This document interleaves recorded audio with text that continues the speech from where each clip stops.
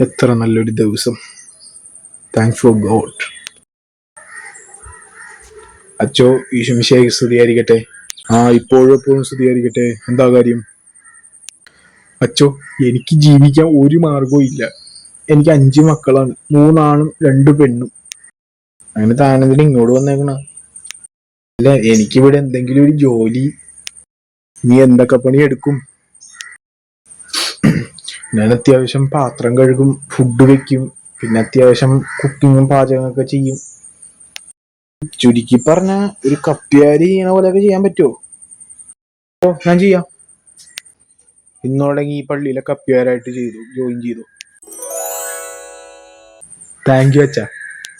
നമ്മുടെ സമയക്രമം എങ്ങനെയാണ് വരുന്നത്? വെളുപ്പിന് 5 മണിക്ക് പ്രഭാതമണി, ഉച്ചയ്ക്ക് 12 മണിക്ക് 6:30, 7:30. 5 മണി, 12 മണി, 6:30, 7:30 അല്ലേ? അത് തന്നെ. ഓച്ചാ, താൻ ചാർജ് എടുത്തുന്നുള്ളതിൽ പള്ളിമണി അടിച്ച് വിളംബരം നടത്തിക്കോ.